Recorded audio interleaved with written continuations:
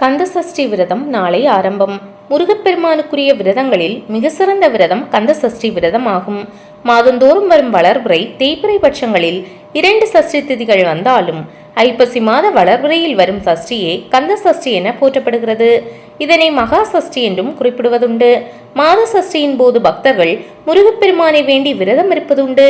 இருந்தாலும் பெரும்பாலான முருக பக்தர்கள் ஐப்பசி மாதத்தில் வரும் மகா கந்த சஷ்டியின் போது சஷ்டி விரதம் கடைபிடிப்பார்கள். முருகப்பெருமான் சூரனை வதம் செய்து தேவர்களை காத்த திருநாள் என்பதால் ஐப்பசி மாதம் அமாவாசைக்கு பிறகு வரும் வளர்பிறை பிரதமை திதியில் துவங்கி சப்தமி வரையிலான 7 நாட்கள் சஷ்டி விரதம் இருந்து முருகப்பெருமானை வழிபட வேண்டும்.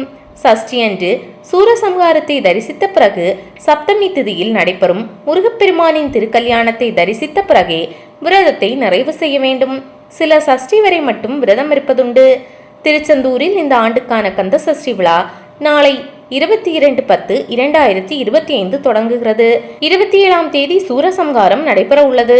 கந்த சஷ்டி விரதம் இருப்பவர்கள் நாளை முதல் விரதம் இருக்க வேண்டும். அதிகாலையிலேயே எழுந்து குளித்துவிட்டு விரதத்தை துவக்கிவிட வேண்டும். காப்பு கட்டுபவர்களும் காலை சூரிய உதயத்திற்கு முன்பாக காப்பு கட்டி கொண்டு விரதத்தை துவக்கிவிட வேண்டும். வரும் 28ஆம் தேதி வரை விரதம் அனுஷ்டிக்க வேண்டும். மகா கந்தசஷ்டி விரதத்தில் மிளகு விரதம், இளநீர் விரதம் என பல வகைகள் உண்டு. இது 7 நாட்கள் மட்டும் கடைபிடிக்கப்படும் விரதமாகும்.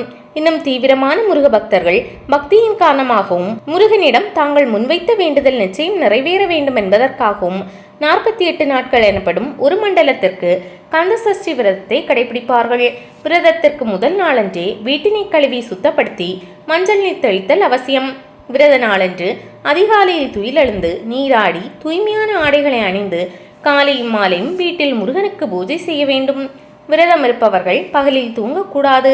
விரதம் இருக்கும் நாட்களில் கந்தசஷ்டி கவசம், கந்தக்குரு கவசம், கந்தர் அலங்காரம், திருப்புகழ், கந்தர் கலிவெண்பா, பகை கடிதல், சண்முக கவசம் போன்ற பாடல்களை பாடலாம். அத்துடன் கோயில்களுக்கு சென்று வழிபாடு செய்தல் மிகவும் நன்று.